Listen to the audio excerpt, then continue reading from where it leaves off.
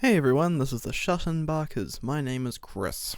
Today we're going to be talking about Dragon Maid S, or Kobayashi-san chi no Maid Dragon Esu. So this has been one of my favourite series of this season. It's just been such a fun time watching it. I loved the original season. It was heartwarming, it was just relaxing to watch, and it was funny, even if it did have some very weirdly sexual parts to it. But that makes it half the fun in my opinion. So Dragon Maid S kind of takes place exactly right after the OVA where they went to the hot springs.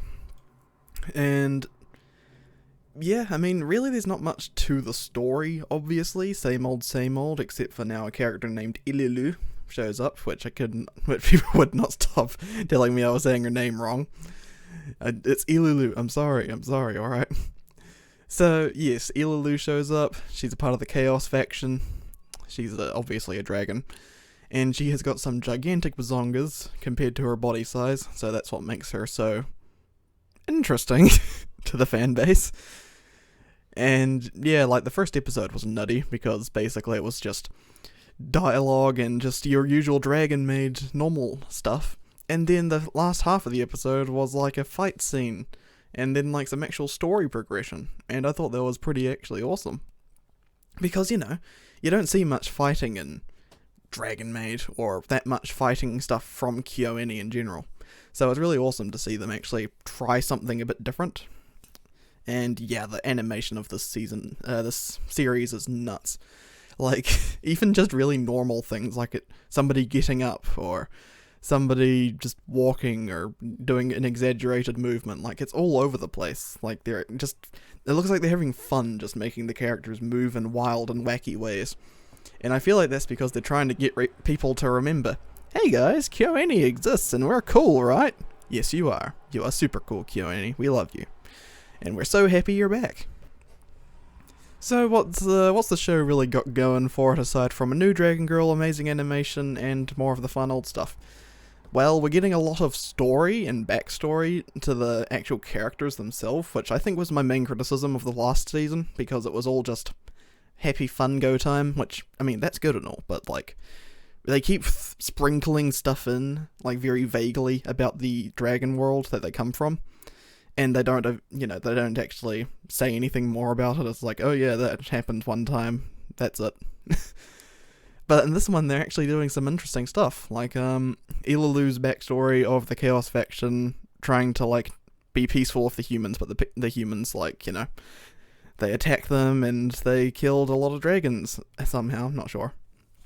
And that's why Ililu and people like Toru from the Chaos faction really hate humans, because they're, you know, brought up by their parents to just, you know, to be human haters, I suppose.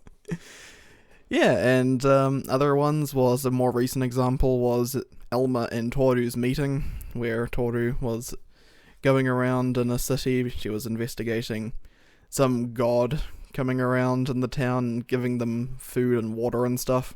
And then she comes to find that it's just a dragon from the Harmony faction. So she, you know, goes, okay, well, that's just really stupid. Why would you do that? And she's like, well, you know, I just want to do it because it's a good thing to do. And so, yeah, they kind of partner up so Toru can see why Elma's doing this, and Elma can try and convert her to being a good person. Didn't work out. And yeah, I mean, it's interesting stuff, and, you know, you get more character backstories, and yeah, it's really lovely stuff, seeing these characters be a bit more fleshed out.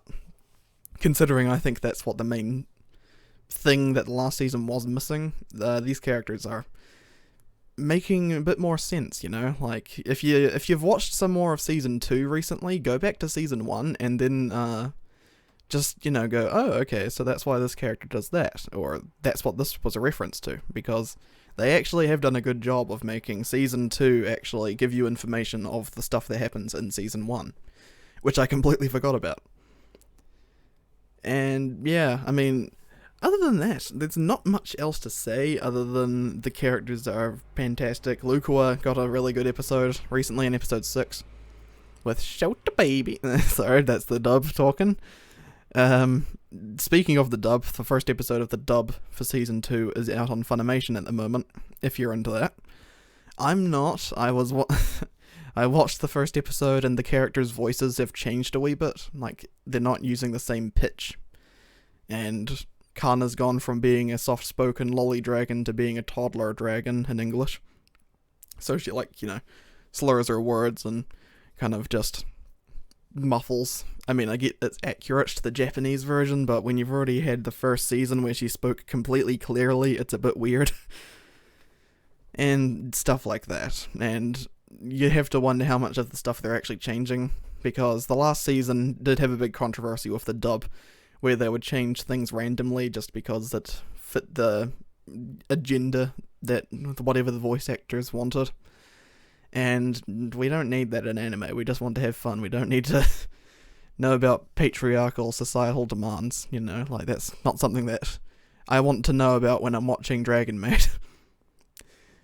So yes, bottom line, fantastic anime. If you're not watching it yet, go do it. It's just a blast.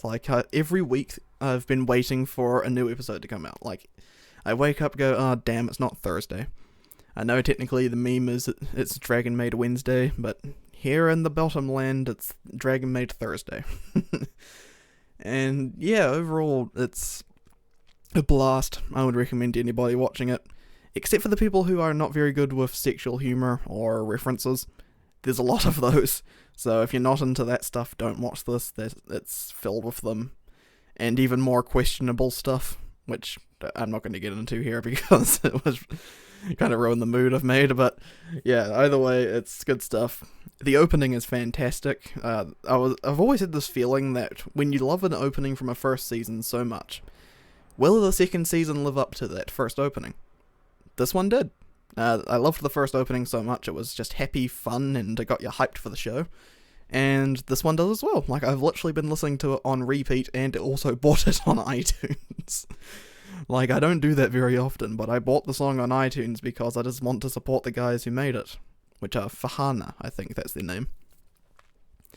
And, of course, the ending song is good, but everybody likes to draw parallels to Blend S, so if you're wanting to do a little search for yourself, go along and listen to the ending of Dragon Maid S, and then listen to the opening of... listen to the ending of Dragon Maid S, and then listen to the opening of Blend S.